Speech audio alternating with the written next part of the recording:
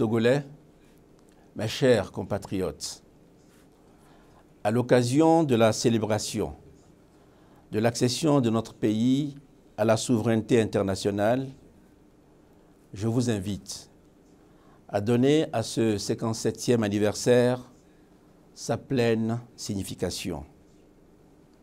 En effet, évoquer le fait fondateur de notre indépendance simplement pour s'en réjouir réduirait, à mon sens, son ampleur et toute sa signification.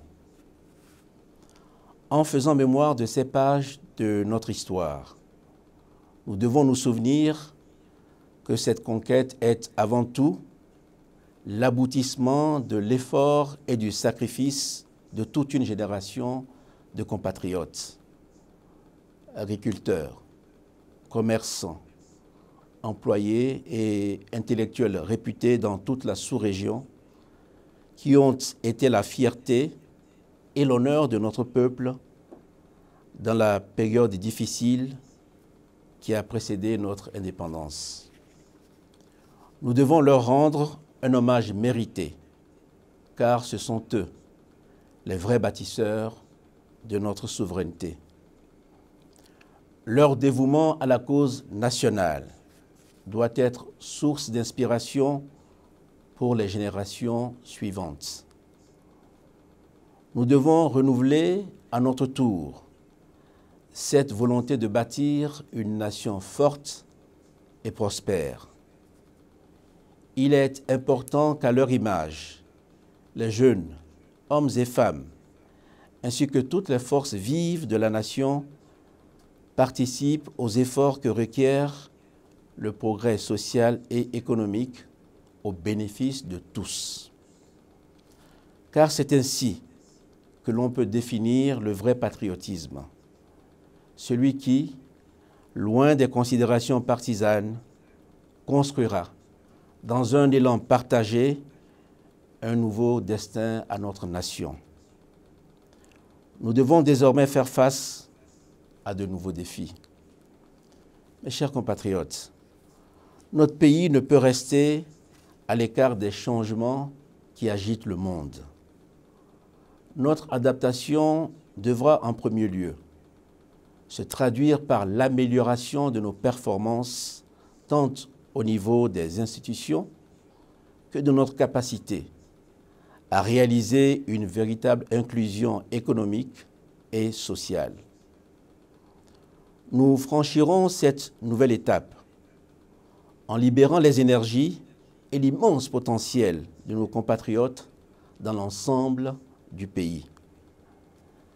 Par l'implication d'un plus grand nombre de citoyens dans l'exercice des pouvoirs locaux, nous favoriserons en particulier la participation des jeunes et des femmes aux responsabilités dans les régions et communes. Unis par l'attachement à la patrie, animés d'une volonté commune et héritiers de la vision des héros de l'indépendance, ils seront les artisans de la réussite nationale. Toutefois, mes chers compatriotes, cette réussite est au prix d'un renforcement du civisme et de la solidarité. À cet égard, je voudrais ici souligner avec force la nécessité de préserver en toutes circonstances la paix civile et sociale dans notre pays. Elle demeure la condition indispensable à la poursuite d'une volonté de progrès social.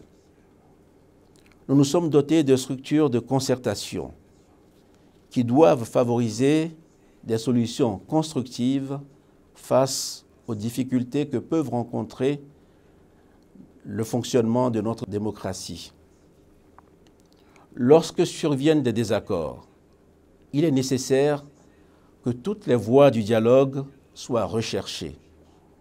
Il est important que les citoyens puissent trouver chez leurs interlocuteurs investis de responsabilités l'attention et la disponibilité indispensables à la réduction des tensions. Il ne s'agit pas ici uniquement de la puissance publique, le milieu associatif, traditionnel, coutumier, la société civile, ainsi que les groupes sociaux sont tous concernés par la quête constante de l'apaisement et la sauvegarde de l'intérêt général. Il faut le reconnaître, mes chers compatriotes, notre société, comme tant d'autres, est traversée par des tentations de remise en cause des valeurs traditionnelles, de morale collective et individuelle que notre culture nous enseigne et qui nous sont chères. Seul le patriotisme et l'unité nationale permettront de sauvegarder le respect mutuel et le comportement citoyen. Il ne faut jamais perdre de vue que chacun d'entre nous a sa part de responsabilité dans le bonheur de tous. Cette approche collective qu'il faut promouvoir nous conduit de surcroît à préserver en toutes circonstances la souveraineté de notre nation. Elle s'accommode parfaitement avec les relations amicales et solidaires que nous entretenons avec nos pays frères d'Afrique. Elle se renforce avec la prise en compte des dangers qui menacent notre sécurité collective. Notre nation a payé le lourd prix du sacrifice de ses enfants dans cette lutte contre la barbarie. Cette solidarité, dans ses aspects plus heureux, nous permet de consolider la cohésion de nos organisations régionales pour une politique concertée de nos investissements et l'intégration de nos marchés. Au niveau intercontinental, cet esprit d'indépendance qui nous anime nous a permis de nouer des relations fructueuses dans le cadre desquelles nous gagnons chaque jour un peu plus le respect de nos partenaires. Notre politique d'ouverture, le professionnalisme de notre secteur privé sont des facteurs propres à encourager la venue de tous ceux qui souhaitent participer à notre développement dans le respect de nos règles. Notre position sur la scène internationale, il faut le souligner, est principalement le fruit de la sagesse de notre peuple qui a choisi le développement dans la paix et l'unité. Toutefois, ces valeurs essentielles ne pourront se pérenniser sans satisfaire à une triple exigence. Préserver nos acquis démocratiques, assurer la sécurité de notre peuple et veiller à l'intégrité de notre territoire national. En ce 57e anniversaire donc, je tiens à nous convier tous ensemble à faire revivre et redonner chaque jour tout son sens à cette richesse acquise de haute lutte. J'encourage nos forces de défense et de sécurité qui accomplissent leur devoir dans des conditions parfois difficiles. Elles sont tout à la fois notre fierté et notre rempart.